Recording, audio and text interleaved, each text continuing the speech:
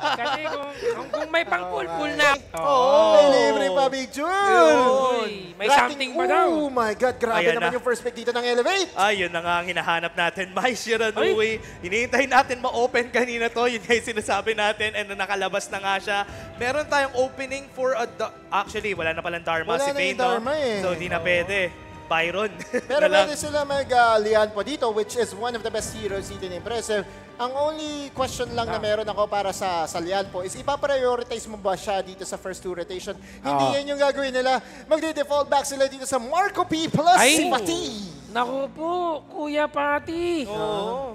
Si Pati, my friend. Delikado to ha. Alam natin lahat na during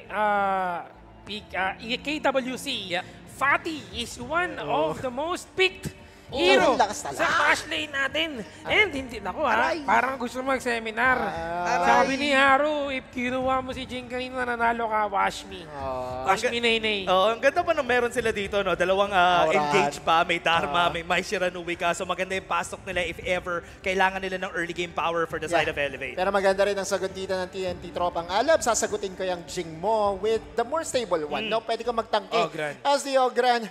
Pero pinaka-interesting talaga dito, itong Marco Polo, no? Delay ba to?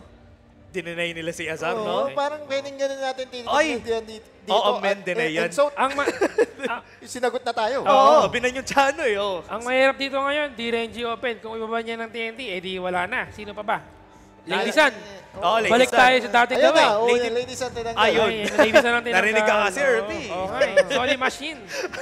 Even itong Athena and plus yung Zhuang Zhuang Ji Ji. ni Impressive ay tatanggalin dito. Pero may Mozi pa.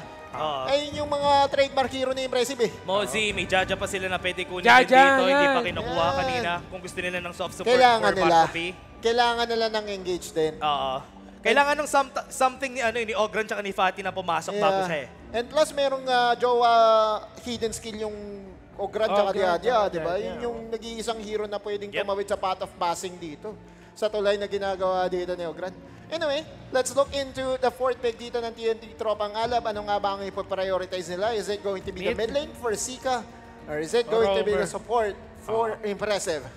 Pwede sila dito mag-ano Oh, Jiang Fei. Ayan Isa ang pa gusto sa mga ko. tank for the side of TNT. Yan ang hinahanap natin. Oo. Pero Elevate, no, Renji, sinabi mo kanina, most likely yun yung kukunin dito ni Azar para meron silang stable laner against that Marco Polo. Yeah.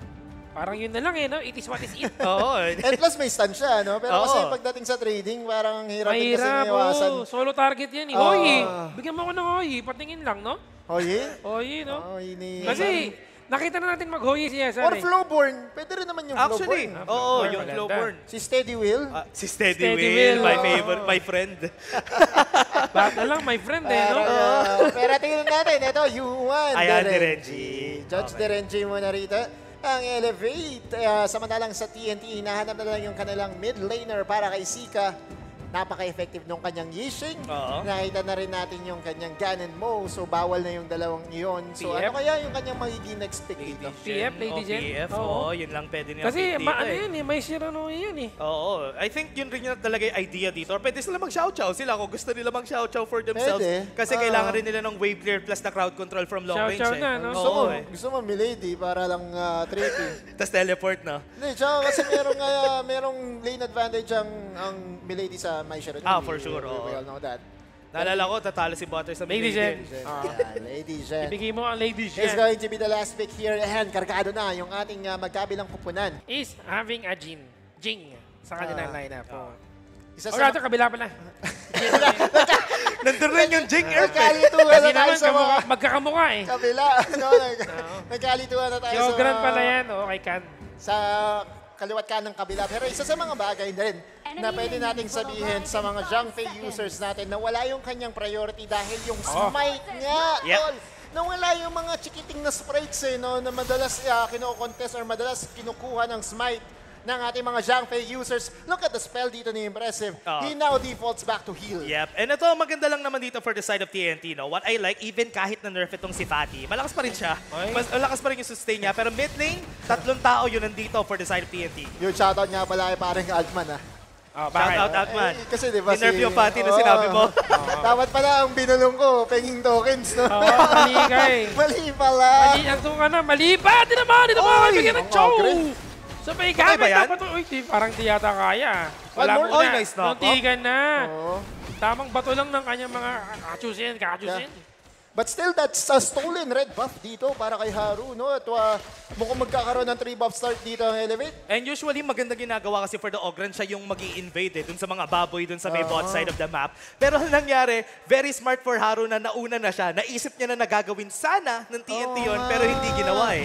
Kaya hindi kadalasan na umi-invade ang Uy! isang Jing! Ang dami namang muntikan. Yung kanya mga suntok dito. Ayan na, hindi na muntikan Earth po. Puro na lang muntikan. Hindi yata kaya. Oy! Dinash. Kamuntikan na kaibigang Eddie. Walang flash ha? Pero ngayon, Sika nandun sa loob na ng ating tower. Pumasok ko, grabe naman para lang makapag-clear ng wave. Oh. Wave, Kaya lang, kailangan umuwi ng isa. Ha? And Naku. because of that, medyo nabawasan yung kanyang gold resources dito. Ayun na, nag-flash na. Knock up. Wala nang backup na damage na rin dito. And for Can, it's all just about securing yung mga damage. Pero ito, nakita na rin natin yung kalamangan sa bot lane presence nga ng duo ng Derenji plus Yuan, tol.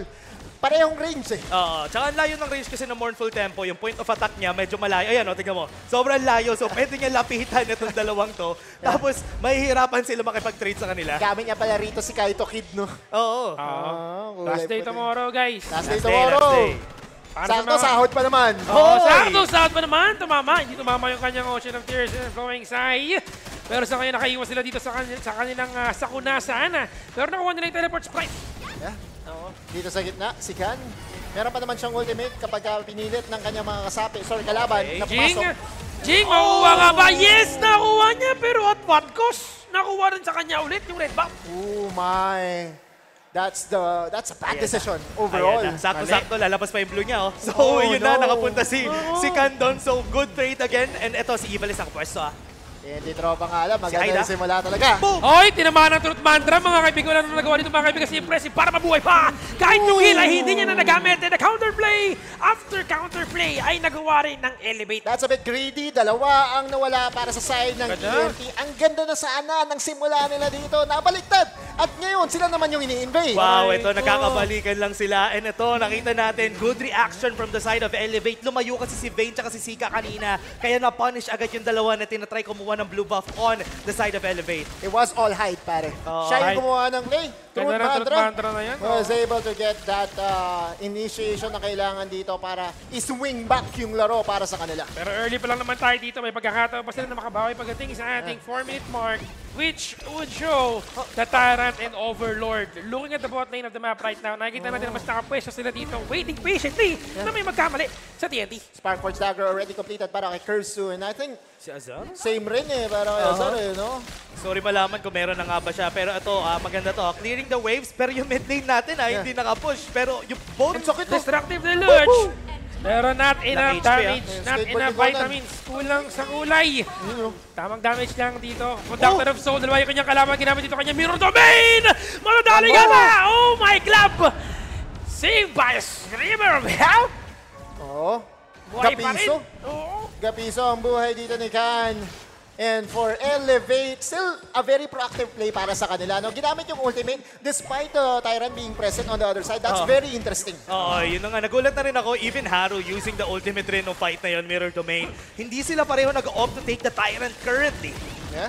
Ay, nako, Truth Mantra. Flash na naman. Tumama, okay lang, pero kulang pa rin mga kaibigan. Kinukuha nila dito yung first tower in the Clash Lane. Yeah. But here comes the rest of the members of TNT para tumulong. Kinukuha pa rin yung tower, no? Trabaho lang. Yeah. Walang personalan. At habang nangyayari yun, merong push na ganap sa baba. Yan ang iwan eh, no? Sa kusina itong si Azar. Nako, That's bawal something yan. that you don't want to do. Or full tempo, not gonna connect for now. Nakuha na naman yung teleport sprite. Tamang recall lang sa may taas ng ating mapalagatago sa ating bush. Wala ka? Tulak lang, no? Pero walang nagaganap dito, no? Oo, Panahon lang. nalinis na yung jungle dito sa Oo bot nga side eh. natin. Nakapwesto pa si Haru doon. So if ever na pumasok dito, I think, may idea si Patay. Sika. Walang idea! Walang idea! Nako! Hindi kinailangan gamitin yung Mirror Domain. Even itong si Vayne. Pinapiso-piso ng mga tokens dito ni Azar. Ang sakit na nito para sa TNT Tropang Alab. Pag hindi sila nakabalik dun sa bot lane, mapupush yun ng minion side. Itong mid lane naman yung hinahanap dito. Look at the position dito ni Migs. Kaya nga ba? Wait, what?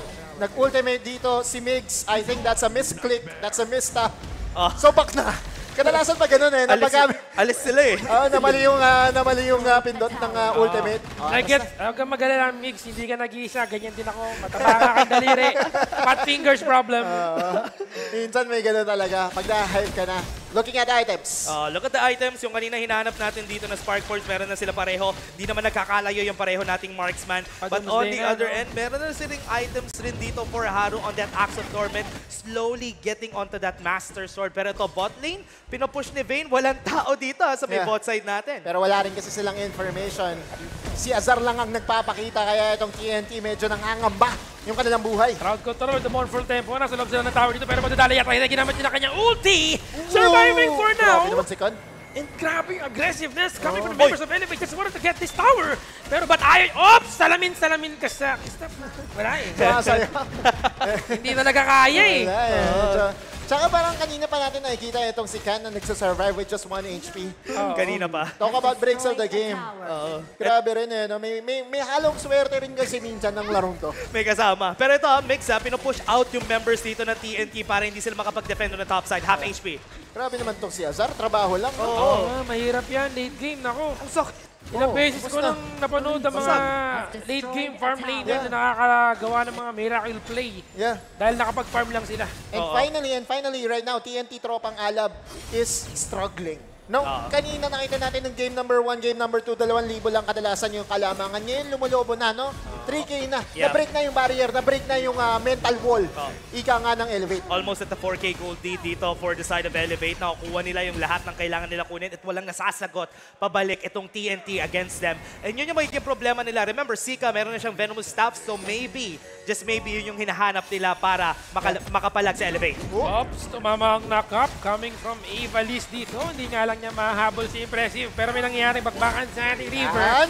Huli nga ba, kumlag yung kanyang wifi dito. Pero hindi pa rin sapat ang kanilang damage para masecure ang isa pang kill. Cat Johnson not gonna connect for now. And syempre, para sa TNT, gusto na lang patagalin tong laban na ito. Ano? Ang ganda ng scaling din kasi ng isang Fati, even na Marco Polo. So later on, pag umabot sa late game, pwede pa. Actually, yun yung maganda sa kanilang pareho, no? Itong Direnchi pati yung Marco Polo. Pareho sila nung peak, nung paglakas nila pareho. Kaya yun yung one thing that is good about this. Pero si Haida, nakapwesto dito sa may baba pero wala siyang kasama. Yeah. I don't think ipupull off niya rin yung combo against the Fati. Alam natin na kapag pin-up ng Fati yung kanyang ultimate, Sacred Tree Blessing, STB tawag ko dyan, tol eh. STB. STB. Tama wala naman. haba eh. Yung STB na yan, tol, nagki-cleanse din. Ay, Aray!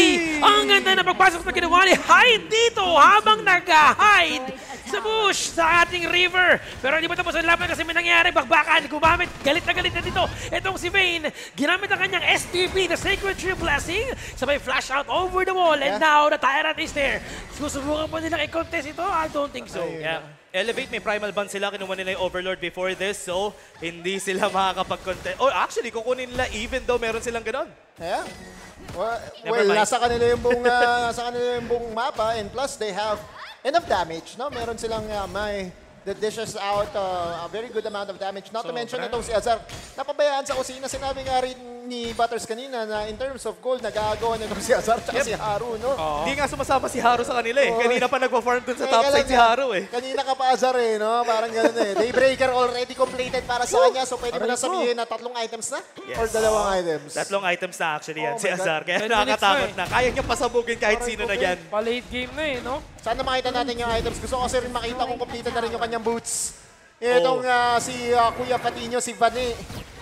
Si Vayne, hindi niya nakukuha yung kanyang tempo, no? Hindi niya makuha yung place na nakuha natin. Nakita natin ng game 1. Oo nga, nahihirapan rin siya. Hindi siya makapasok dito sa game natin. And Frigid Charge also bought by Curve Zoo. Gusto ko makakita ng magandang Fever Barrage mamaya.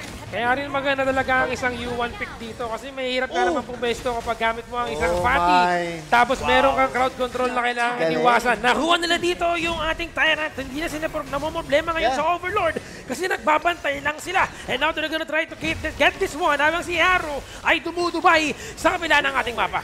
Yun ang ganda dito. Nag-Fever Barrage pa alis. Pwede pa kunin ni Contesto ng side ng Elevate. Ginamit ang kanyang Conductor of Soul. Meron pa rin tayong Overlord dito. Oops, buhay pa rin siya. Surviving for now. Pero here comes Haru. Hindi niya na-i-release.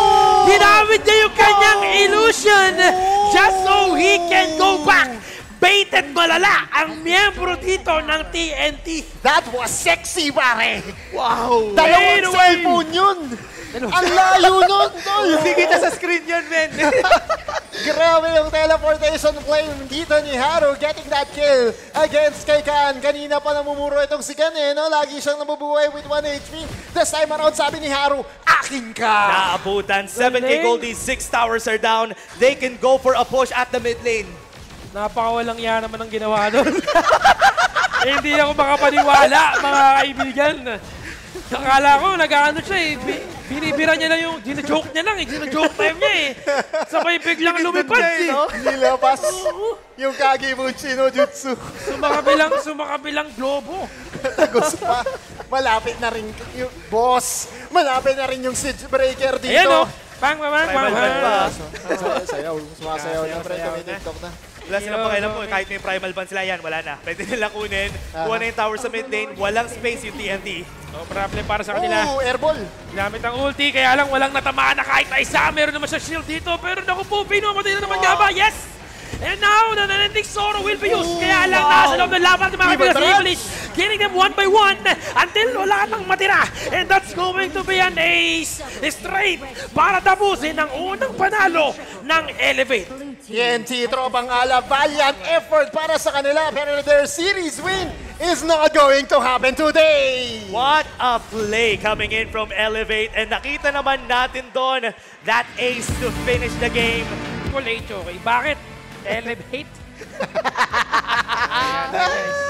MVP, TNT. TNT panalo MVP, walang iba kundi ang roamer na si Megs 1-0. Parang namang grabe ka dyan, boss. Hindi ko rin inaas. Very good. And showing it here, especially against